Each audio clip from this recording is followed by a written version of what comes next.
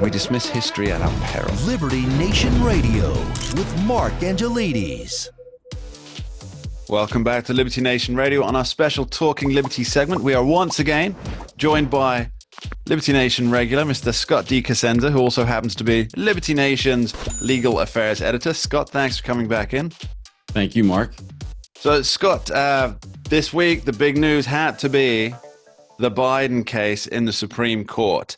Now, for me, this was an important one because it's an actual real-life example of a First Amendment case. And there are so many First Amendment cases that they're tangential to the First Amendment, or they have implications to the First Amendment. But for me, this was really just, hey, that's a First Amendment case.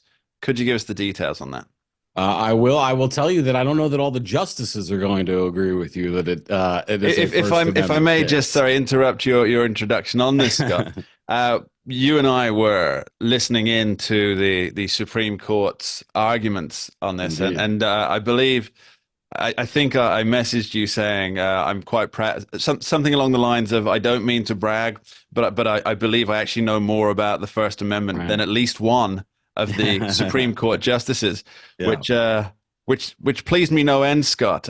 You can tell me if I was wrong in my assessment of my own understanding, but well, please do give us the details of the case. Let's unpack the issues a bit here. The Biden administration conducted what I think is fair to say is a full-on assault against the opinions of many Americans who they disagreed with on social media platforms. This includes Facebook, Instagram, all the popular ones, where there were up to and including like dozens of phone calls from literally within the White House, people screaming and cursing at executives, wondering why they haven't taken posts down or what they're doing to control posts. Let's just to be clear, these posts were largely concerning COVID-19, things Vaccine like that, right? skepticism, I think, is broadly speaking what we're talking about, Mark, and messages that the White House didn't approve of. That's the key takeaway, is that this was speech that the White House found terribly inconvenient and didn't want to be able to, they wanted to muzzle people. And so what did they do? Well, they can't arrest people yet anyway in America for these opinions alone. So they went to basically Facebook and said, put them in Facebook jail or kick them off your platform. And the attorneys general of Missouri and Louisiana, at least, and several other individuals sued and said, hey, this is an imposition on my free speech rights. The government is essentially, using their levers against these companies to punish my speech, which is in effect making them an arm of the government in the suppression of my speech. So that really this thing. So we hear so much about when people claim that my free speech rights are being trampled upon. Most recently, I think the big high-profile one would be Mr. Don Lemon, who said that Elon Musk was trampling on his free speech rights by not paying him to produce content. However, he was also letting one Tesla, I think, too, right? Part of the payment, yeah. Yes. New Tesla, I think, was well, why not, right? Why not? Yeah. But that clearly is not a First Amendment issue. No, that's preposterous. But this actually is a First Amendment, because the First Amendment is not designed to limit individual speech. It is a First Amendment issue in terms of the analysis we have to go through to discuss whether it's a First Amendment issue. So the question is whether it's coercive, meaning if the recipient of those messages at Facebook, for instance, there were many recipients, but by and large, if they didn't take the information in to be a threat, for instance, if they thought they had every ability to refuse such a request without negative government action befalling them, then it wouldn't be a threat. And there's some evidence to suggest that they did feel comfortable rejecting certain claims or certain, efforts by administration officials. Now, I'll hasten to add, this is pervasive throughout the administration. So it's not like there were a few officials. There were many officials in many agencies who did this all the time. It was a full-on assault by all these administration actors. And so how any individual recipient of those messages felt would be an important part of the analysis as to whether or not it was violative of the First Amendment. I think that really is an important point. Did people feel coerced into taking down things? And that's the crux of the matter.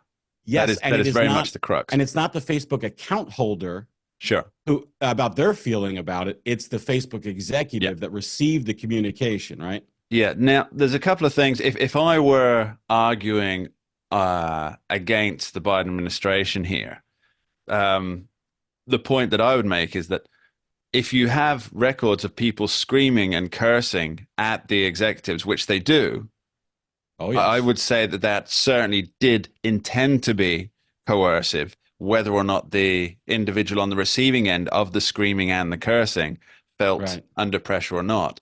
I think that's a key point, because it certainly seems that it was intended to be coercive, because you don't swear and curse at somebody if you're asking them how their day is. Let me play the devil's advocate with you, Mark. Please.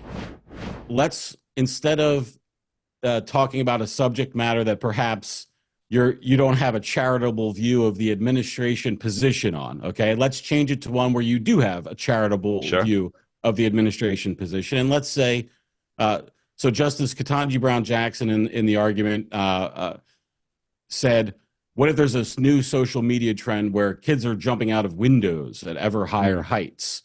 And the administration wants to say, hey, stop allowing these kids to post these videos where they're getting hurt and encouraging other people maybe to get hurt. This is a message of whether we agree that the platform should remove those messages or not, or that the government should ask them to remove them. We can all agree that we don't want kids to be hurt playing some stupid prank game that they're not smart enough, I guess, to figure out they shouldn't engage it in the first place, right? So with that kind of a message, Mark, is it an imposition on their free speech, or is it somebody who is just a concerned member of society who's in a position of leadership arguing to another leader in our society of these communication platforms, hey, we're trying to have a society here where people don't get injured, and what you're doing is hurting the cause. Well, let me respond, Counselor, on that one.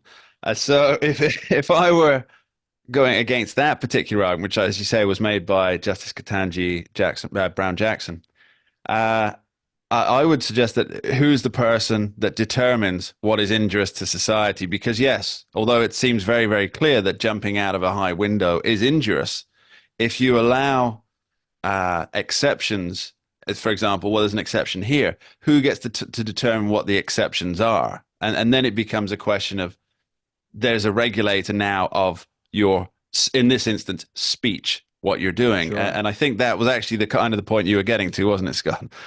Well, there's did I just jump all over your point there? Maybe the Darwin Award people would have something to say about their lack of contestants if these sorts of things get shut down right away. Well, there's another.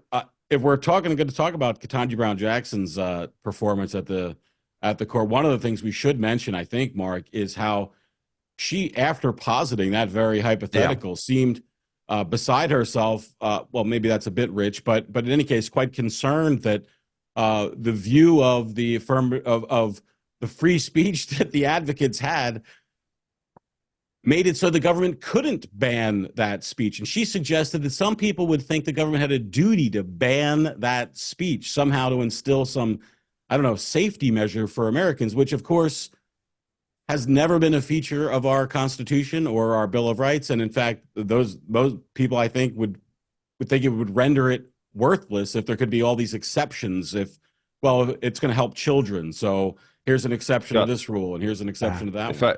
I'm going to do an interjection, but I'm going to try and do it in my narrator voice. Yes. It was at this point, whilst Mark was watching the Supreme Court proceedings, that he determined he had a greater knowledge of the First Amendment than one of the court justices. Yeah. All right, that's my narration voice, if you ever hear it again.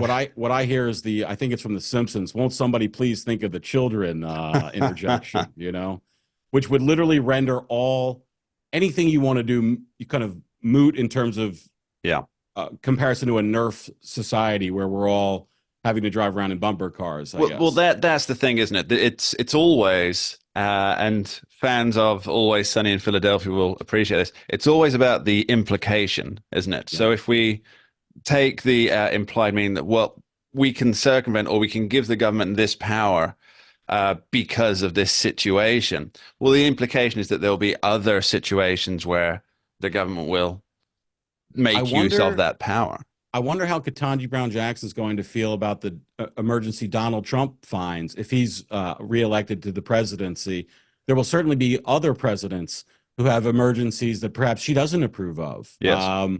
Like, the border, like we have a crisis at the border, and maybe posts encouraging people to cross at the southern border should be banned, and Facebook, should be compelled to enforce the administration will with respect to that. It doesn't take long to think of all manner of restrictions that would be easily and eagerly imposed by those if they were given the keys to the exceptions to the rule. As the great British polemicist and YouTuber Paul Joseph Watson often likes to point out, it's okay when we do it. Scott, we'll be right back with Scott Cosenza after this short break. Don't go anywhere. We dismiss history at our peril. Liberty Nation Radio with Mark Angelides. Don't get caught up in the media madness. Join our movement for free thinking and free speech at libertynation.com. Publishing news and analysis 24/7 with original articles by our team of authors who tell it like it is. Join us each week for online TV shows, The Uprising Podcast, and Liberty Nation Radio. We believe in free thinking and free speech. We are libertynation.com.